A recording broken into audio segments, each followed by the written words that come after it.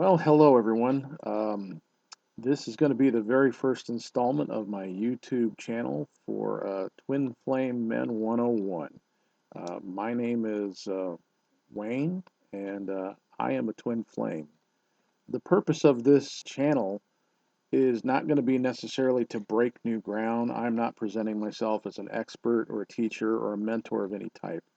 Rather, I have found a need in the community for an outreach to awakening males who are trying to find their place on as a twin flame journey.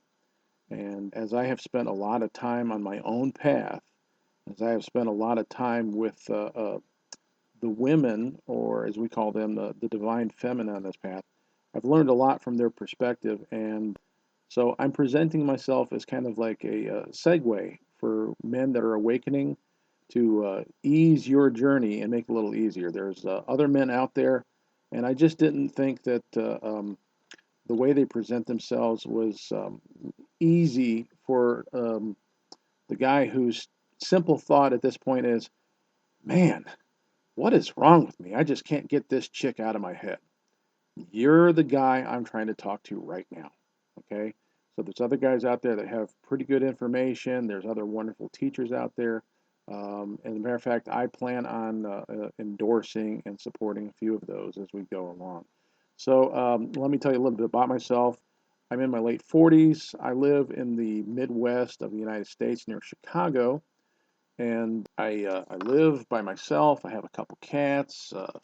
I've been married a few times, had several girlfriends, and then one day I met this awesome girl, and everything was amazing. And we'll get into the whole story later. But because of her, I found out that I'm a twin flame, and we can get into what is that later. Next thing I want to just give you a little brief overview is like my path of spirituality. And you're like, okay, well, what does spirituality have to do with being a twin flame? I'm going to tell you that right now, you're thinking about that chick and romance and love and sex and that connection. And I'm going to tell you, spirituality does have something to do with it because, especially if you're apart from that girl and you're like can't get her out of your head, I'm going to tell you that part of this is connecting to yourself and connecting to whatever you call God or Source or Allah or Yahweh or Krishna or whatever you want to call it. Um, whatever you call it is not important. It's the fact that you connect to your divine source. So I came from a Christian background. I was 4 years old and became a Christian. I read the King James Version of the Bible cover to cover, um, and a lot of it resonated with me. And so I was not a strict follower of every single rule. I was a sinner just like anyone else. But the point is that I captured the messages that would make my life better, and I tried to be a better person. That's kind of the way I took. The girl that I found that is my twin flame, she was a Muslim, and because of her, I realized that a lot of stuff that is out there in the media about Muslims is, forgive me, it's bullshit. Um, they do not portray what a real Muslim's life is like. And I realized, man, I just totally don't understand. And I took it upon myself that I read the Quran, and I was very impressed with what Islam has to offer. And I adopted Islam. And I want to clarify something. I did not say I converted to Islam. I did not drop my experience and my teaching from the past to become a Muslim. Rather, I found truth in it and I added to my path of spirituality. I did not conform rigidly to any church as a Christian. And I also do not conform rigidly to any sect of Sunni or Shia or Smiley of Islam either. But rather, I realize that these are messages that point to a good path for you. So that's just a little basics of my spirituality path. So maybe you have a little something to relate to there. And I drastically don't try to judge people. So let me tell you a little bit about the goals of what I want for this channel of the Twin Flame Men 101. And that is, I want this to be a beginner's perspective. You're kind of coming out of the cold. I'm hoping to find the guy. This is the first thing you find. You're going to resonate with another guy. Like, man, this guy's a machinist. He works hard for a living. I can respect this guy. He's not all foo-foo and talking about crazy stuff. He's just a real guy. You're the one I want to talk to. And I want to kind of give you a beginner's perspective of what it is to be a twin flame. So that's my next topic is twin flame. You've heard of it. What is it? What isn't it? Well, most people have always heard all their lives about soulmates. And you're like, soulmate, man, that's who I'm supposed to be with. Well, in reality, you have multiple possible soulmates in your life. And a soulmate can either be a positive connection or a negative connection. They can be someone that's in your life for a little while, or they can be someone that's in your life for a long time. The point of the soulmate is they're supposed to help teach you a lesson. You know, these can be positive lessons, these can be negative lessons. So that's soulmates. You have lots of those. There's one twin flame for you out there in your life. One person that is the perfect connection.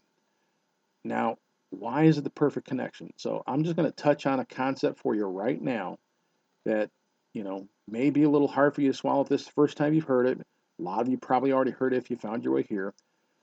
The twin flame is simply this. It's either one soul that is in two bodies, or it is a soul that was divided in half and took different paths. Now, whether it be through one lifetime, many say it's through many lifetimes. I'm not going to debate reincarnation with you, but the whole point is that you came from the same source. You're an exact match. You know, I don't know how this was set up. I wasn't there when the concept was set up. I wasn't there at the day of creation of time and space and the universe. I just know what it is. I know what it is because I've lived it now. So that's a twin flame. Now, what are the implications of being a twin flame? Uh, I will say this. If you have figured out that you are a twin flame, your life is never going to be the same again. So I'm hoping that maybe if you kind of come and join me and join a community that is coming together, that we can help you adjust to this. You're never going to get that girl out of your head. Or I want to clarify something else that maybe I haven't said yet. Um, Usually we say in normal life as males and females, men and women, but with twin flames, it's masculine and feminine because a male can have feminine energies and a female can have masculine energies. So we're going to kind of start saying masculine and feminine a lot instead of men and women. But for the new guys, we'll just say it's men, but realize that it can be a female that has masculine energies. And we'll kind of get into stuff like that a little bit later on. Um, I want to kind of direct you to other resources. This is not going to be your end all and be all. Like I said, I'm not presenting myself as an expert to anybody. We have recently created a Facebook group, and that Facebook group is called Am I a Twin Flame 101? And the Am I a Twin Flame has no spaces between the words. So that's what you're looking for. You want to join the Facebook group, Am I a Twin Flame 101? A couple other resources that I've come across that I highly respect and I highly endorse is there's two YouTube channels that I have found that resonate. Now there's many others that I've learned a lot from and I may plug in the future, but the two I definitely want to say because they are basically promoting the awakening masculine energy. And that would be Candace, and her YouTube name is Mystic Moon Woman. So you want to look up Mystic Moon Woman or Candace on YouTube. And her channel is helping awakening masculines find themselves. And the other one that definitely want to promote is she goes by the name of Shamama, and her name is Christine. And they have different personalities, but they're definitely on the same mission. So I definitely want to plug and support both of those women. They are good teachers, they are good guides, and they will help you. And I will try to help you with them. I'm going to offer a third perspective. I'm going to be a lot more layman than both of them. So I'm not a intuitive or anything like that. I'm just a regular guy. Another thing I want to do is say that on these videos and in the Facebook group, I want to promote an organic discussion. In other words, I'm not going to be talking to you. I want to discuss things with you. So if you have questions, please leave them in the comment section below and bring them to the Facebook group, and we will try to address them and help you as much as possible. So from there, I want to go into your first lesson about being a twin flame. Right now at this point, might be a little bit concerned of, okay, well, what does this have to do with anything? Trust me, you're going to want to know this information. If you already know you're a twin flame, this is stuff you need to know. The first lesson is you need to find yourself. Now, that sounds all like going to the mountaintop and, Tibet or something. You don't have to go anywhere special for this, but you do need to understand who you are. The next thing is you need to connect with God and your inner self. Now, I don't care what your religious background is. I don't care if you're Jewish, Hindu, Christian, Muslim, Buddhist, Shinto, Druid. I don't care what your background is. But you connect with however you view the higher source. It doesn't matter what you call that, but you need to connect with it. And the best way to do that is these steps I want to present to you right now. The first thing is something called clearing. Now, I recently came across this, and this will help you. Um, there is things that are going on beyond the physical world. There is souls, there is energies that are out there. So you want to clear, and I'm going to give you a couple mantras to use. And one of the best practices to do is to do this like when you're showering, because in a lot of different religious practices, they use water as a purification process. So when you're taking a shower, when you're starting with your head, I want you to say this. I want you to say, I release, purify, and return all energies and soul essences from all who I came in contact with in person, on the phone, in text, online, or spiritually. What you're doing there is when you have contact with someone, a little bit of that someone's essence kind of sticks with you. As you go on through life, you get a whole lot of that, and it just kind of pollutes your energy. Now, that could be good stuff, it could be bad stuff, but it's not you. Okay?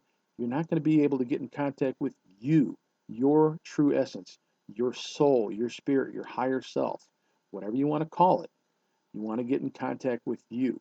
So you want to basically clear yourself of these essences and soul energies. Now, the next thing you want to do is you want to basically flip that around, because as you're dealing with people, part of you is being diluted and being lost as you deal with these other people. So then you want to say, as you're taking the same shower, you want to say, I release, I purify, and I pull back to me my energies and soul essences that I may have left with anyone who I came in contact with in person, on the phone, in text, online, or spiritually. Now, the more you do this, the clearer your connection is going to be with yourself, inside your soul, your higher self, your essence. And it's also going to help you clear communication with God. Okay? If you will do this, say for 30 days, you'll be very pleasantly surprised at what happens over time. I dare you to do this for 1 month and see how this changes your life. Next thing I want to teach you to do is you want you to pray. Again, I don't care what your spiritual background is. Sit down, kneel, stand, however you do it.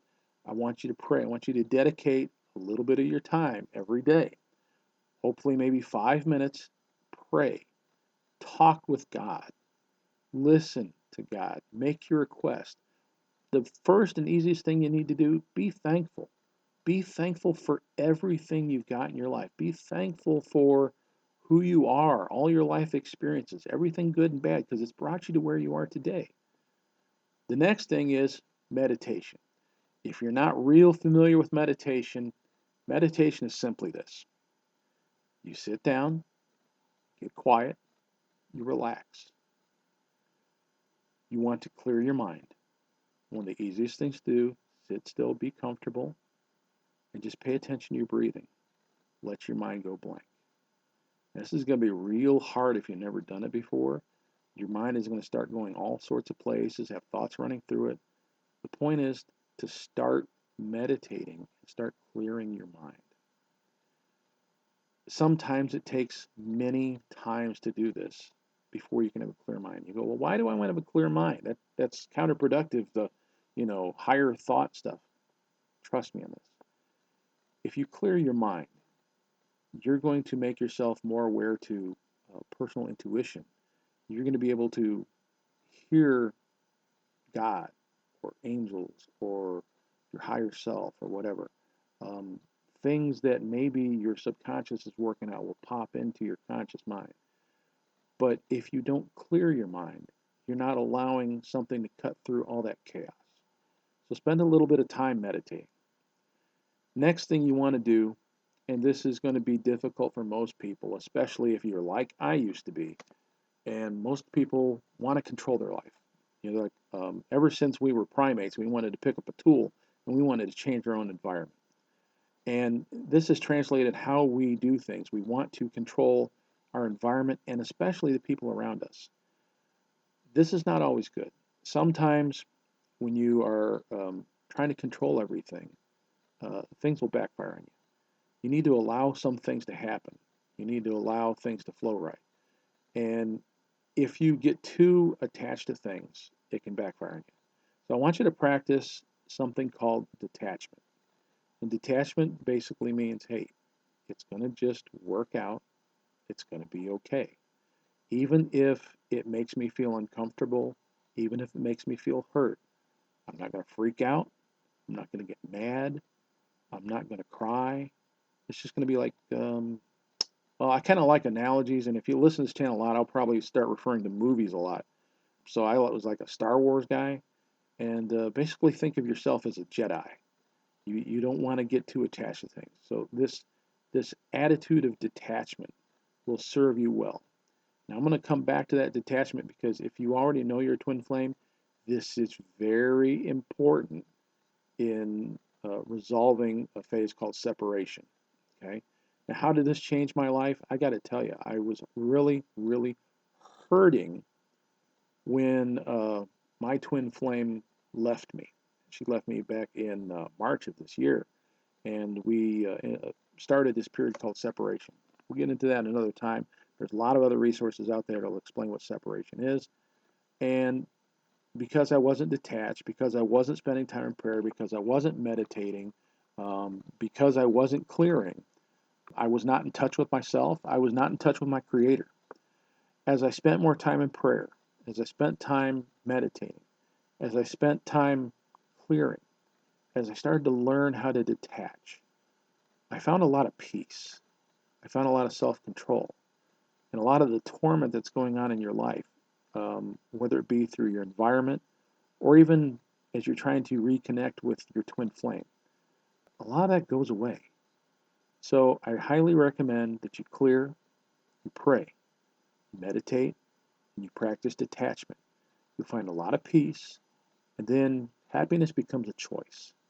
And when happiness is a choice, you have a lot more options in your life if you're not being tormented. So that's kind of your first lesson of this series, and we'll just go from there. Again, it's going to be organic. I don't even have a whole plan laid out about where we're going to go with this. Now, I have a message that I'm supposed to pass on to the Twin Flame Collective. So if you already know you're going to your twin flame, I want you to pay real close attention to what I'm going to say. You go through things that are a lot of energies. There's a lot of shifts that happen. It's like moods that come and go. It's like you start to feel things or you don't feel things, and sometimes you can't explain why. This is basically the universe moving things your way. And we've experienced a lot of that. And we've got a period coming that's going to be very, very important. So I want you to grab a pen and paper. I want you to write this down. This is going to be very important. Okay. And the first thing I want you to say is do not be scared of what I'm going to tell you. Okay. Do not be scared because things are going to happen. Now, most twin flames know that 1111 is kind of a very important thing, it has a lot of significance to twin flames. So November 11th, that is coming. It's kind of a big thing for twin flames every year. There's going to be a tidal wave of energies coming for the twins. Don't get too concerned. This is something to get excited about. Probably a lot of good things are going to happen. But do realize that's coming up. You need to be prepared for it. A lot of changes are probably going to happen. Then we got November 17th. November 17th, I don't know the exact events, but I am told their preparation needs to be made for twins. There is going to be something coming from the universe or God, and you need to prepare for it, or it's being prepared for you. November 18th is going to be the twin test. Twins are going to be put to a test. One thing I want to tell you is all that stuff I just told you about clearing, praying, meditating, and most importantly, practicing detachment is going to be key in passing this test. Another thing is, remember what is most important. What is most important? Well, what is most important to you? I can't tell you, but I'm going to tell you what's most important to me. Number one, my connection to God. Number two, my connection to myself, my higher self, my inner self, my soul, my spirit. Number three, this whole community that I have found and is now home for me of fellow twin flames. And then humanity. And then strangely enough, the one that I crave the most is my twin flame partner. That will take care of itself. If you obsess on that, it's going to tear you up.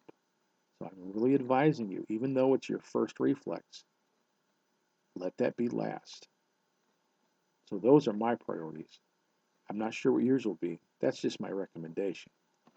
On November 19th, there's going to be preparation for the unaware or sleeping twins in humanity. On November 20th, the unaware twins and all of humanity is going to be put to a test. Please do not be scared.